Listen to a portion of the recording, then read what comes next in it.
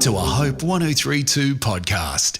As followers of Jesus, in whom all things were made, we acknowledge the Darug people as the traditional custodians of the country of where this podcast is recorded. We acknowledge their continuing connection to the land and waters, and thank them for protecting this land and its ecosystems since time immemorial. We pay our respects to elders past, present and future, and we extend that respect to all First Nations peoples listening today. Hello. Georgia here, just popping in to say that if you listen to the very end of the episode, you have a chance to get a free book. No, I'm not joking. And now that I've got your attention, on with the episode. Hope Book Club with Georgia Free. Because life's just better with a book. Hi, I'm Georgia, and welcome to episode 70 of the Hope Book Club podcast, where we chat about books from a hope-filled Christian lens. I'd love for you to join our Facebook group. Search for Hope Book Club on Facebook. We have plenty of great chats on there. Also, a reminder about our book club live event coming up on Wednesday, the 20th of March at 7:30. It's on Zoom, so you don't even need to leave your house or go anywhere. We're going to be discussing an Aussie book called The Jam Queens by Josephine Moon. It's based around 4 generations of one family, and drama ensues when they all go on a family trip on the Ghan, which is the train that goes from Adelaide to Darwin. I've actually always wanted to go on the Ghan, and I think this book is the closest I'm going to get to it for the foreseeable future, so would love for you to join me. You don't even have to have read the book to come along. Just head to our website, hope1032.com.au, or click in the show notes for more information. On the Hope Book Club today, I'm excited to nerd out a little bit with scientist, science communicator and author Dr. Jen Martin. Dr. Jen has worked as a field ecologist before founding the University of Melbourne's Science Communication Teaching Program. Basically, it's Jen's job to teach scientists to explain things simply enough for the rest of us to understand it. And she has recently published a book called Why Am I Like This? The Science Behind Your Weirdest Thoughts and Habits. Jen, I am delighted to welcome you today. Thank you so much for being here. Oh, I'm absolutely delighted to be joining with you. I love nerding out. There's nothing better than nerding out, I reckon. I agree. Before we get into the book, I'd love to talk to you about your work as a science communicator because I feel like it's something that not a lot of people know about but has become so important, especially in the light of post-pandemic kind of culture.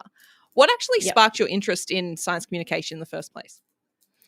So look, as a science student, I'd never heard of it. I didn't even know that it was a thing, and maybe it wasn't so much of a thing back then. But I went into science because I spent a lot of time as a kid in nature. A lot of camping, hiking, bushwalking, all that sort of stuff. And, you know, I had this really strong kind of conviction that animals and plants can't speak for themselves and they need people like me to learn about them so that we can protect them. So I always thought my career would be in some sort of wildlife conservation work. And so as a PhD student, I was working on a species of possum and understanding how their behaviour was influenced by human impacts, basically, us chopping down trees and that sort of thing.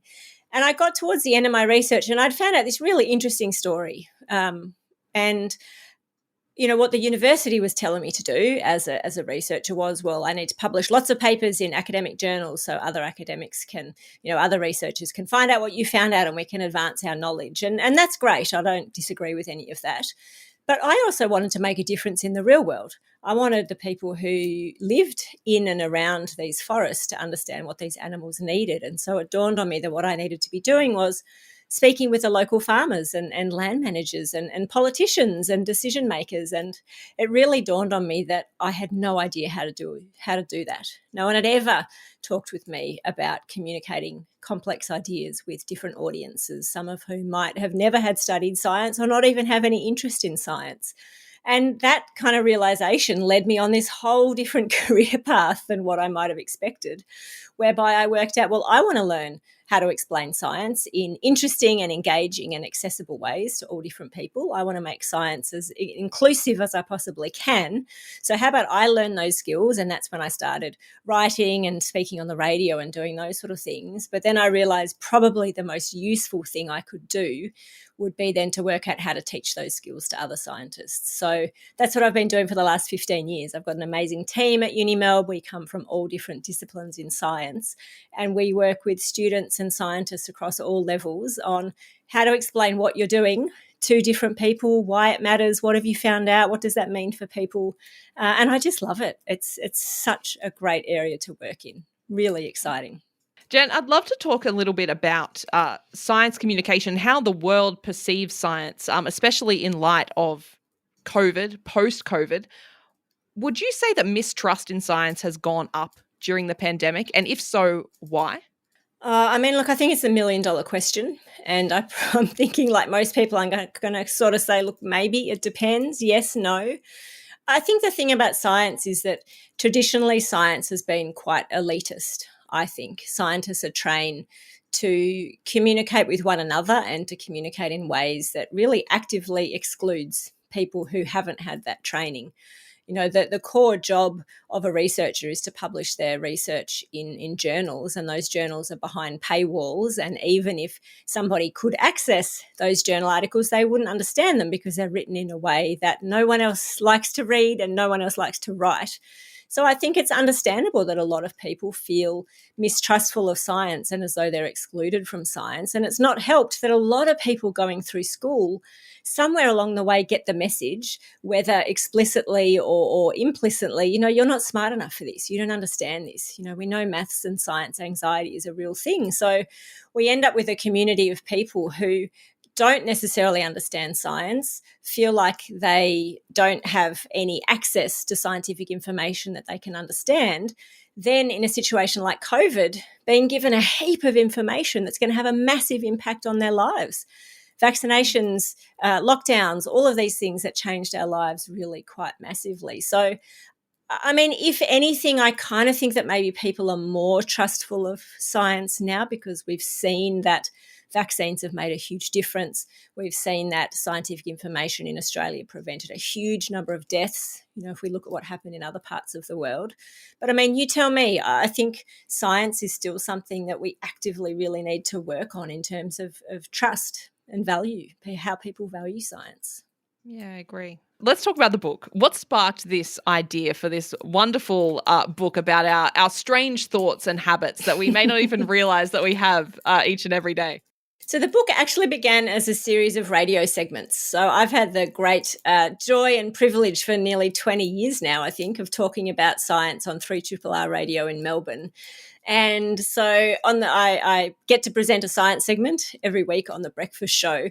And I've always got in my mind, what topic could I talk about that would encourage someone who's really busy at the start of their day, getting ready for work or getting their kids ready for school, to stop and listen for a minute and engage with science.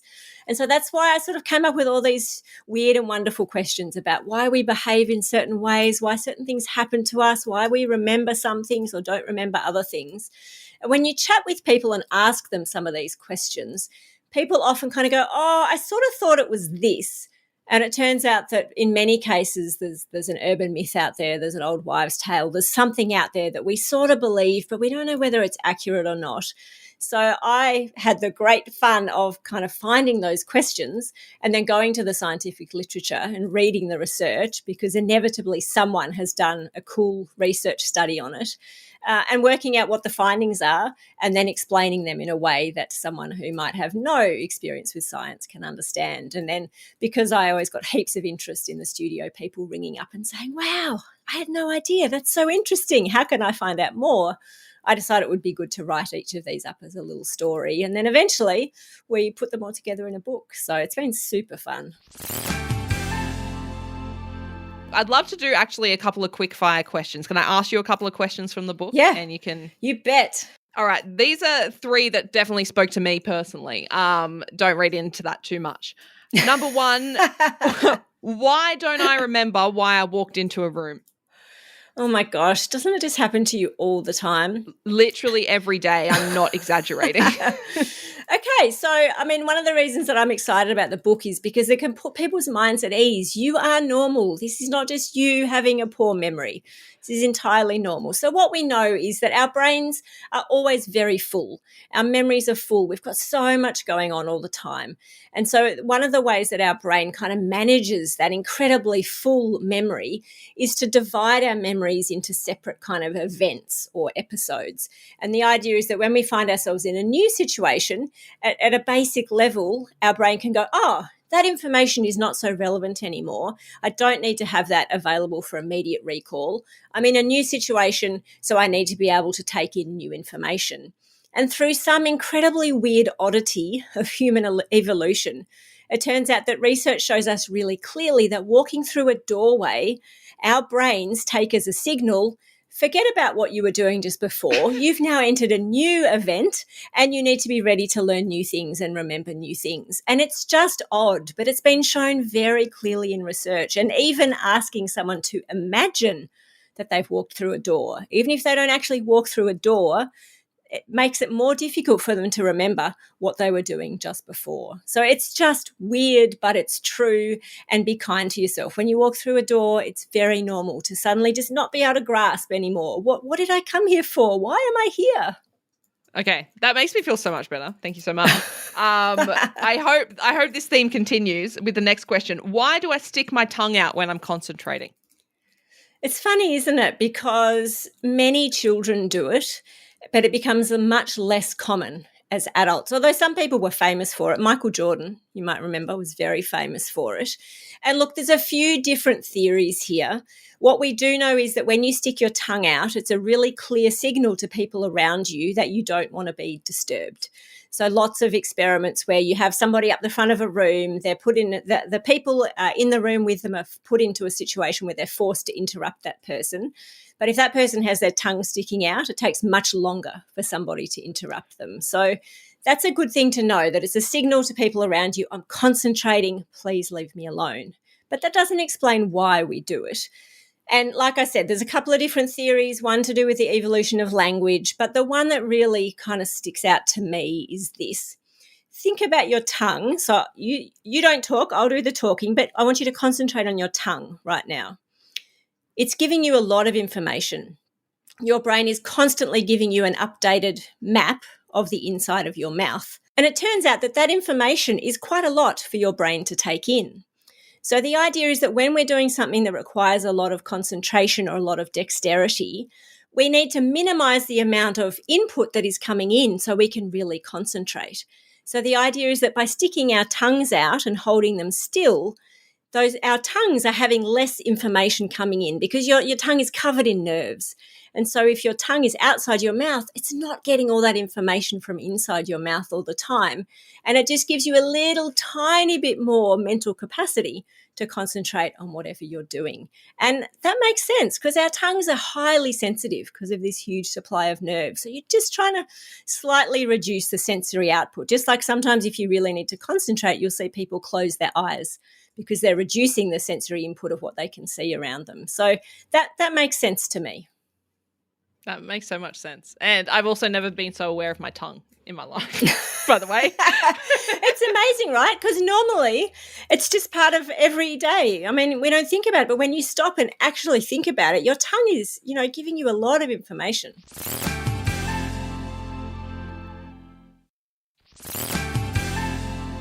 Okay, final one, which definitely annoys people in my shared office a lot. Why can't I stop humming or singing the same song over and over and over? And not just like the song, the one line of it. Oh, you've got to tell me, what's your favourite song to get stuck in your head? Oh, no, I don't think that there's not a favourite, but working in a radio station, I think it's just the last one I've heard. And it's just over and over and over. So it's going to make you feel better to know it's incredibly common. So the German word is an Ohrwurm, which is, a worm that gets stuck in our ears. And the research shows that something like 90% of people get an earworm once a week. And we know about a quarter of people have them once a day. And people who are more involved in music, particularly musicians or yourself who's listening to music all the time, you are even more likely to get a song stuck in your head. So it's pretty normal. We know that earworms tend to be little snippets, like you just said, snippets of a song, somewhere between 8 and 15 seconds. And there's definitely a formula that we can kind of know you're more likely to get this song stuck in your head. So it has to do with the duration of the notes and how close the notes are to one another. So classic earworm songs are Shake It Off. Anyone who's been to see Taylor Swift recently, We Built This City by Starship, Waterloo by ABBA. There are particular songs that we know are really likely to get stuck in people's heads. And it's just a normal thing that happens. Why does it happen? Because our brains fixate on these little snippets of melody that tend to be quite appealing. You know, these songs are popular for a reason. The problem comes when we try and get rid of them. And how do we get rid of them? And, you know, there's lots of suggestions. Do you distract yourself with Sudoku? Do you force yourself to listen to the song on repeat? So eventually it gets out of your head. One study found that chewing gum really helps. The idea being that even if you're not conscious of it, if it's a song with lyrics, you're kind of saying the words in your mind, and that chewing kind of prevents you going through that motion. Even if your mouth isn't actually saying the words, your mouth is involved in recreating the words. And so chewing on chewing gum prevents you being able to do that. But yeah, the key thing to know is it's incredibly common. The songs are generally very predictable, very repetitive. So I think it's not so much how do I never have an earworm again, it's how do I pick a cool song that I'm happy to have as an earworm. Oh, it's so cool. All right. Quick fire questions are done. You passed with flying colours. Well done. Oh, sorry, they weren't quick answers. I apologise. No, not at all. And look, there are so many more in the book, and have a bit of a surprise at the end of the episode. If you want to keep listening, may have a couple of copies to give away. Ooh, exciting. Jen, is there anything you mentioned off air that there was another book in the pipeline? What more can we expect from you? Yeah, so look, I haven't stopped doing radio. I was in the studio this morning, in fact, and I just think the world is full of interesting science questions. I don't think I'm ever going to run out of things to talk about.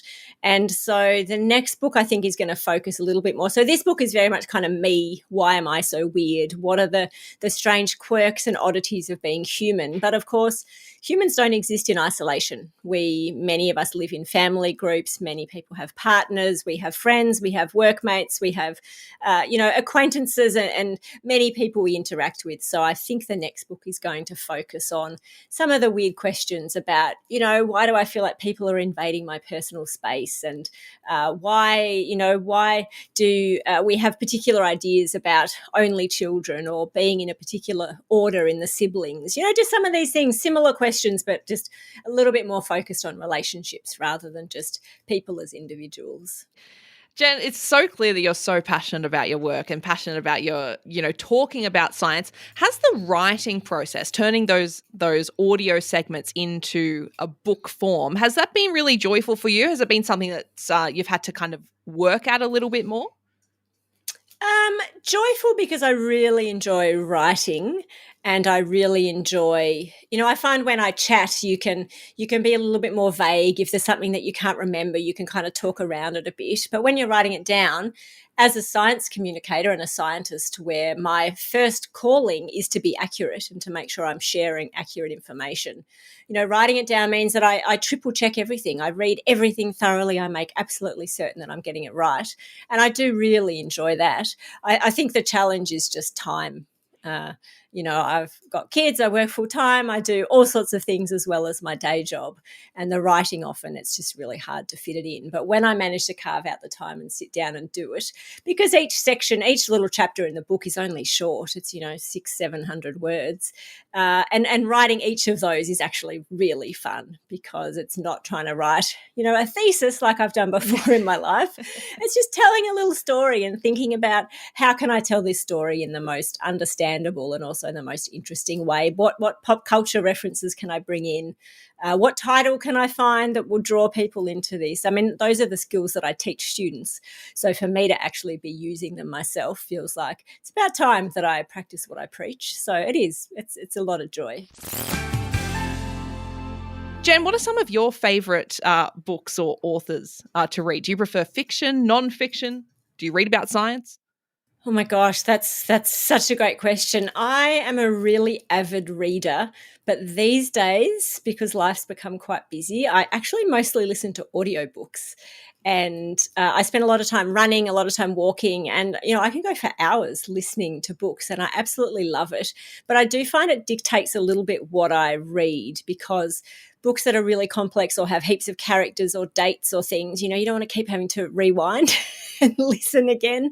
So these days I'm tending to listen to a lot of fiction, and often just things with really gripping plots. I love things about time travel. I got into, especially during lockdowns, lots of kind of thrillers, where I think that was because when life on the outside is really unpredictable, it can be good to listen to books where there's a bit of a predictable plot. Something's going to happen. We're going to have to work out who did it. So yeah, I feel like my reading has changed a lot over the last few years. I don't tend to delve so much into the kind of highbrow literature that I might have before. Now it's just let's listen to something that's going to absolutely grab my attention and that I just can't put down figuratively. Yeah, I think there's definitely research, there's science in that escapism for sure. What are you listening to at the moment? Right now, I'm listening to a really interesting book called The Book of Form and Emptiness. Have you come across that? By Ruth No. Ozeki. It's this fascinating book whereby the teenager in the book can hear objects speaking to him. And at the stage of the book that I'm up to, and anyone who's read it will say, oh, it changes. I'm not that far into it. But, people around are assuming that means he's schizophrenic. But I feel like there's actually something much deeper going on. And there's this relationship between this child and all of the things around him, and he's finding solace by going to a library, because his take on it is that everybody, including objects, know that in a library you have to be quiet. So the only way he can get away from the absolute din of the pencils and the chairs and the cars and the lights all talking to him is to go into the library. And I'm just it's a strange book, but I'm really loving it. Fantastic. Thank you so much for sharing. Well, Dr. Jen, it has been an absolute delight to have you on the Book Club podcast. Why Am I Like This? It's available now in Australia, and you can follow Jen on social media, SciDocMartin on Twitter, or X as it's now called, and Instagram. And she actually has her own podcast about science communication called Let's Talk SciComm. So if that's something you're interested in, or you know someone who could benefit from Jen's work, you might want to check that out. And as always, that information is in the show notes. Jen, thank you so much for joining me. Oh, thanks so much for having me. It's been a real pleasure chatting. As mentioned at the start of the episode, join us on Facebook for more book chats. You can just search for Hope Book Club on Facebook, and join us at our live event on Zoom, Wednesday the 20th of March at 7:30. All that information can be found at hope1032.com.au, and that link also in the show notes. We'd also love this podcast to reach more people, and the way you can help with that is to rate, review, subscribe, and share it with some bookish friends. Until then, stay reading. Here is a quote for your week. You will learn most things by looking, but reading gives understanding. Reading will make you free. That one's from Paul Rand. Catch you next time.